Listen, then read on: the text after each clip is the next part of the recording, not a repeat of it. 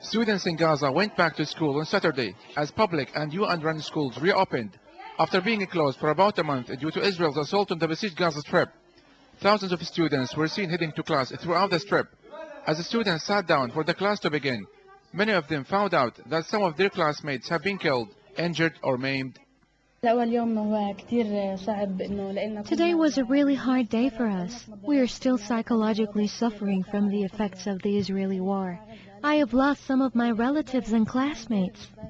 Our beautiful school was hit by shells and bombs. As you can see, its windows and walls were destroyed. I hope to see it fixed in the near future. Israel's bombardments destroyed 35 public schools out of the 384 facilities meant for 250,000 Gazan students. Israel also bombed several UN schools, for which many around the globe believe Israeli leaders must be brought to justice, as the attacks violated the 4th Geneva Convention by killing civilians and students. Israeli bombs also killed some 45 Palestinians who had taken shelter in Al-Fakhura school in Jabalia. During the heat of the war, tens of thousands of Gazans sought refuge in UNRWA schools across Gaza. 70 schools were either totally or partially damaged in Gaza during the war. We've managed to relocate the displaced people staying in our schools to public places such as sport facilities.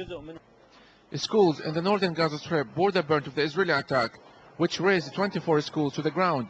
Students who used to attend the destroyed schools were distributed to other schools which will operate 2 or 3 shifts.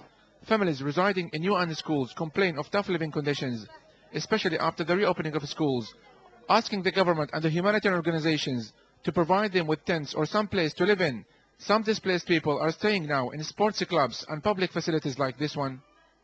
The Education Ministry and UNRWA have asked teachers to dedicate the first week of classes after the war to psychological support in order to help the children recover from the trauma of 23 days of bombardments. Teachers have been advised to let students talk about what they have experienced with their teachers and fellow students. Some of UN-run schools had turned into shelter during the war and were targeted by the Israeli army. Today, students return to their schools. Many have lost some of their classmates. The students reminded one another of the horrific ordeal they have gone through during Israel's 22-day war in Gaza. Yusuf Al-Halo, Press TV, Gaza.